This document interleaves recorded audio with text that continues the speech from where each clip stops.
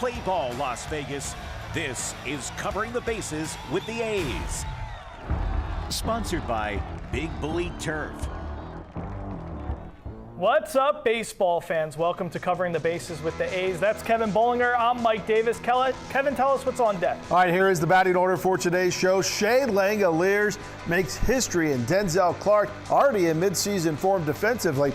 Promising prospect Gage Jump makes his AAA debut, and the A's head home for their first series in Sacramento. Plus, another edition of Green and Gold Countdown, but we start with Shea's hot start. That's called being comfortable with your surroundings. 1-0 to Langeliers, high in the air, deep to left. Yastrzemski going back at the track, at the wall. He's got bombs in Atlanta.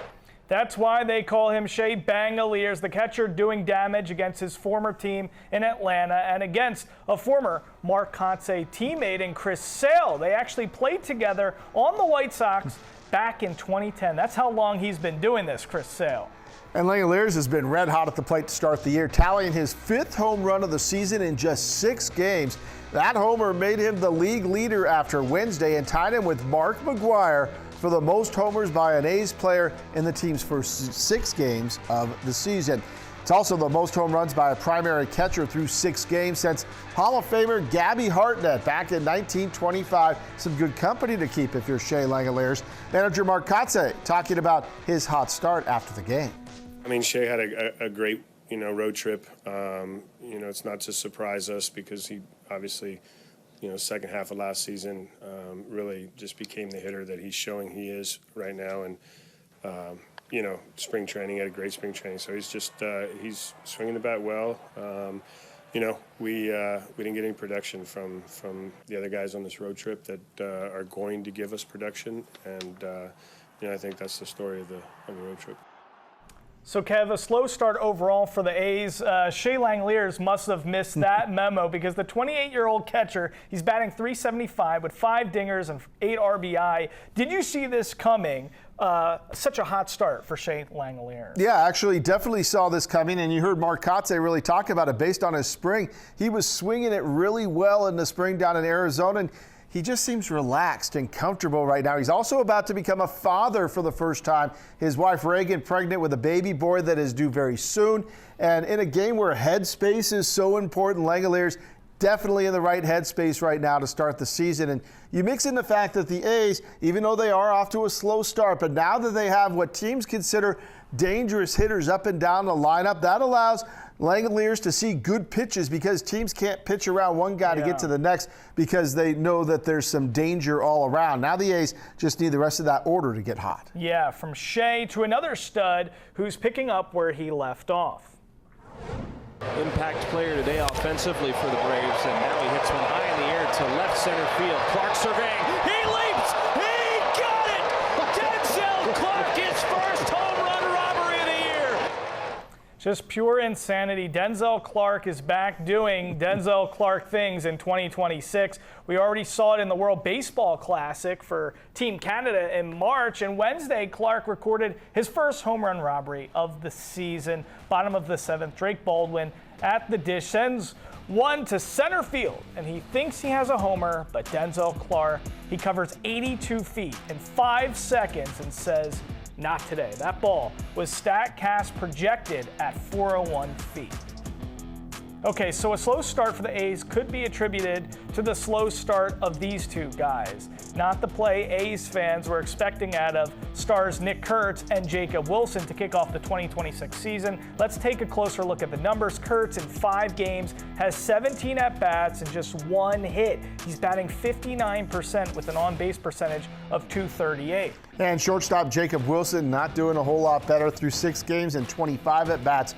Wilson with just 5 hits and a .200 batting average and an on-base percentage of .200 as well. Yeah, so it's super early in the season. A's fans, they don't need to panic, okay? But Kevin, what's your just personal take on this slow start? Because to me, I was surprised with the whole batting order shift, having Kurtz bat lead off, and now they're switching it back up So do you think any of this, slow start, this coldness could be attributed to that weird lineup change? Yeah, I don't think so. I think in the last few seasons, the A's traditionally have not had the best starts. That obviously has to change going forward.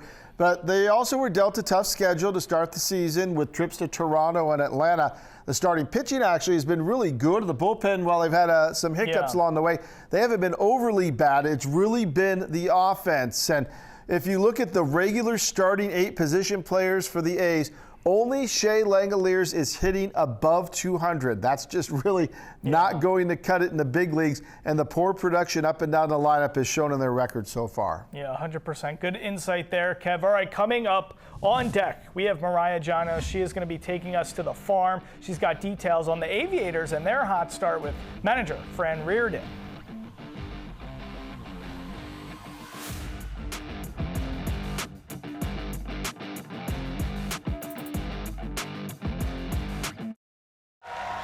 Play ball, Las Vegas. This is Covering the Bases with the A's. Sponsored by Big Bully Turf. All right, now I am joined by a Hall of Famer, a member of the Sacramento Area Baseball Hall of Fame, A's broadcaster, Johnny Dasco. Johnny, great to be with you. Let's start with this, because you were born in LA kid, but you've called Sacramento home for a very long time, 22 years calling games with the Sacramento River Cats. Let's talk about this. How full circle and crazy is this for you to now be calling games for the A's in Sacktown? Amazing, absolute full circle moment, and it's funny. I made that walk to go back to my car every day, and when I was in Sacramento, thinking, this is, what if this is my last time calling baseball at the stadium? And sure enough, it wasn't. So a total full circle moment coming back to Sacramento, and I love calling big league games there. It's really fun. Yeah, I'm one booth over from where I was before, but it's awesome. It really is fun. It's kind of a reunion for me every night too, because I'm seeing people I hadn't seen in so long. So really fun to be back for sure. Yeah, it's great to have you calling these games. You're a legend. Everybody loves hanging out and talking with you. Only good things are said about Johnny. So we're happy you're with us and going to be joining us. Let's talk about the A's start. Okay, so Shea Langeliers, this guy, a hot start for him. Not only leading the majors in home runs, but he's leading the A's in practically every batting category. How insane of a start is this, and did you see it coming? Well, yeah, watching Shea Langeliers evolve and watching the player he is from when he came up in 2022 to, the tough season that the A's had overall in 2023 to where he is now. I'd like to say I'm shocked, but I'm not. The sky's the limit. It's funny. I was thinking this year when the year started, I'd love for him to have more home runs than Cal Raleigh this year. I know Cal had 60 last year. Shea had 31. But this guy is so talented, and not just what he does offensively, but the way he handles the pitching staff. He has the perfect demeanor for a catcher. So the way he handles, he's a psychologist to the pitchers. Everybody loves throwing to him. He's a clubhouse leader. I'm not surprised. Look, this start is incredible, but he's as locked in as we've seen him here with the A's, and he's just going to keep getting better. And I think 40 home runs, and I know it's early, but I think 40 home runs for this guy is realistic. 40 and 110 RBIs. I think that's realistic for Shea to do year after year. Really is. He's going to be a generational player. I really believe that. I love that. And it's crazy because he really was overlooked by a lot of media members and fans because of the fanfare surrounding Nick Kurtz and Jacob Wilson last season. Now, you're so close, inside the clubhouse with all these guys. I'm so curious because I think there was so much excitement and enthusiasm for this young foundation, this young roster. Of course, pitching has a lot of question marks, but I think a lot of people were saying, hey, the A's could be a playoff team this year. What is the temperature, the mood around the clubhouse, and do you feel that sentiment is shared inside the clubhouse? It absolutely is. It absolutely is. And you look, the last few years, even last year, every year you want to contend, but 23 was tough. 23, you win 50 games. 24, you win 69 games. Last year, you win 76 games. And this year, it's playoff or bust. This team feels they're a playoff team. They're very confident. They're very loose. They understand it's 6 games. Just being around, seeing the guys in the bus yesterday and being around the guys, seeing them up in the airplane, these guys get along so well. And you can say that about a lot of teams, but this team really does have great camaraderie. They love each other, and they've kind of grown through the system together. The veterans are here, and you have the leaders and Rooker and guys like Langeliers and, guys, Severino, guys that lead. So I'm not worried about this club at all. There is that kind of playoff vibe. You could kind of feel it in the clubhouse from the first day of spring training that these guys are trying to win a championship. And I don't have any doubt that they can contend for and get in the playoffs this year. Okay, I love it. Baseball. Johnny Doska is going to be with us a lot this season, and we're lucky to have him, the Sacramento Baseball Hall of Famer. Johnny, thanks so much for being with us. We'll see you next time. Enjoyed it. Thank you so much. One. He swings here and pummels one in the air to straightaway center field. Ron is back at the track. Center fielder turns on the dirt. He feels for the wall. It's out of here! 3-run homer from Colby Thomas. And the first Aviator home run of the season blows this game wide open. This roster, I think you could say about the entire athletics farm system, the word to describe it is depth at virtually every position. How good of a problem is that to have for you here at the AAA level? It's the best kind of problem. This is the deepest our farm system has been since I've been in AAA. Just talent all through the system, and you look at our roster and how exciting it is, how athletic it is, how young it is, and we expect really exciting things from the talent we have on this team. Now, you were just at spring training. There were a ton of top prospects there as well, in addition to the guys on the Major League roster. One guy that has been circled for a lot of people, Gage Jump. What have you seen out of him so far? What a talent. Just great arm talent, great presence on the mound for such a young guy, and a real desire to get better and improve and take that next step to the big league. So it was my first opportunity to watch him in spring training, and he did nothing but impress, just with his poise, his command, his stuff, his arsenal, and it's going to be really fun to watch him and his development here in Vegas. Well, sticking with the prospects, going down a level to Double-A, you got guys like Leo DeVries, Jamie Arnold. How excited are you for the future of what's coming through here in the pipeline? Yeah, well, you hit it right in the head. We're deep, we're athletic, we have arm talent in our system, and guys like DeVries and Arnold really put a good foot forward. You look at what Leo was able to do in his Major League spring training debut, just hitting over 400 with 4 home runs and playing really good shortstop, hitting from both sides of the plate, and just showing off all the tools to make him one of baseball's top prospects. Now, I got to ask you something that is being implemented at the Major League level. Now you guys are a little bit more familiar with it, the ABS challenge system. What are those conversations like with your players? Are you like, hey, I trust you, use it where you see fit? How do you feel about it? Well, this is going to be the 5th year that we've used the ABS system in some way, shape, or form. I think a lot of the guys that have played at the AAA level, whether it's in the International League or the PCL, are familiar with it. We obviously used it in Major League spring training, so the guys that weren't familiar with it got that taste. And, there's definitely strategy to it, but I want guys to have freedom to, make the judgments themselves, to challenge pitches, to challenge, situations where one pitch could change the course of a game. And, with only 2 challenges, you have to be strategic with them, you have to be wise with them, and hopefully guys show me that they can make really, really good decisions. And Aviators fans, don't forget, you can watch select games all season long right here on the Silver State Sports and Entertainment Network. Your next opportunity will be this Sunday when the team takes on the Oklahoma City Comets. Up next on Covering the Bases with the A's, Kevin talks to the A's players about expectations of playing Sacramento now that they've gone through a season in California's capital city. And Mike Allen has a brand new edition of Green and Gold Countdown.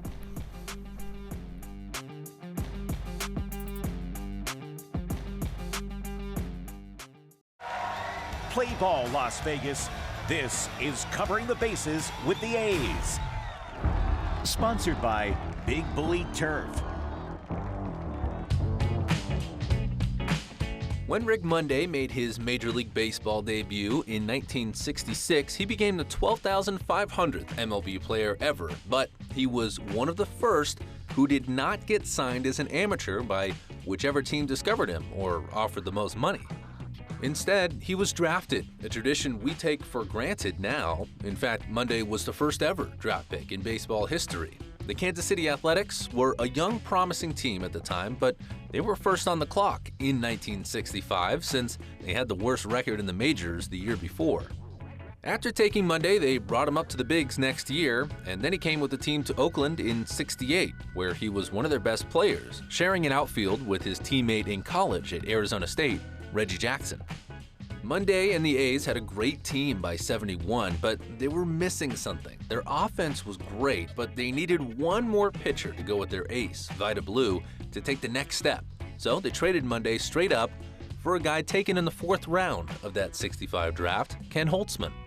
He'd been part of a great rotation for the Cubs, even throwing a no-hitter once, and in Oakland, Holtzman really was the missing piece. He played only 4 years with the A's, but in each of them, he posted an ERA under .315 and won at least 18 games. Holtzman also started 12 games in the postseason for Oakland, going 6-4 with a stellar .230 ERA, an invaluable piece to the team that won 3 consecutive World Series titles. The A's are playing in Sacramento for their 2nd season, and they're hoping to have more success than they did last year.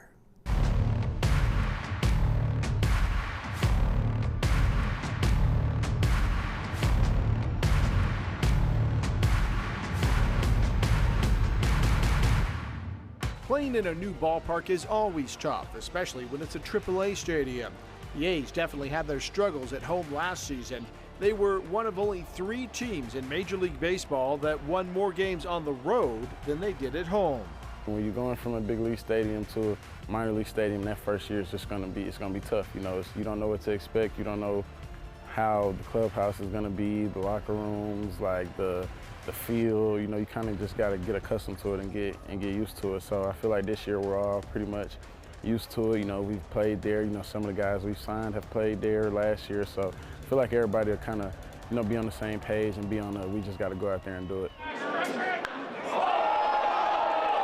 Coming back this year, we know what to expect. I think obviously the first month or so last year, going into it, you know, we'd never played there. We'd never seen the flow of the locker room and how we're going to do certain things. And I think everyone, a majority of the guys here know what it's going to be like going into this year. So there's a comfort in the team aspect as well. Knowing what to expect is something a lot of the A's talked about at spring training. At this time last year, the unknown was all that was known. That's not the case this season, and the players say that should be impactful. There's no unknowns this year. Obviously, there were some unknowns going into the season for us last year, kind of as far as what our routine looks like, what the daily schedule looks like, kind of what the amenities look like, and we're very familiar with all of that now, so there's going to be no surprises. Like I said, no unknowns when we get home and get rolling, so we're looking forward to getting off to a good start there. We know what to expect now. You know, last year everything was brand new. We didn't really know what to expect going into the year, but now we get to know exactly what we're dealing with and how we're going to go about it. And now we get to use that field in our favor just because we know what it's like now. It helps. You can make the excuse that we're going into a new ballpark and really didn't know what to expect, but we don't really want to bank on that. But we're experienced now. We know what to expect. We know everything about it, so we're excited to get back there and get to work. There is some good news. The A's actually hit 14 points higher at home last season, but the pitching in Sacramento struggled with a 4.96 ERA at home compared to 4.42 on the road. Opponents' slugging percentage was .455 in Sacramento compared to .407 on the road. Bottom line, if the A's want to make a playoff run, they have to get the job done in Sacramento, at least for 2 more seasons before the move to Las Vegas. When we return, a look ahead to the A's upcoming series with the Astros. We're telling you all about the home opener next.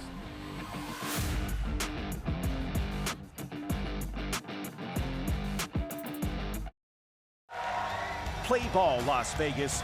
This is Covering the Bases with the A's. Sponsored by Big Bully Turf. This is a great day for Las Vegas. Las Vegas has proven itself to be a great sports town and a great host to professional franchises. It's an epic moment for our 124-year-old franchise. 2028, we have opening day out here on the Las Vegas Strip. 3, 2, 1.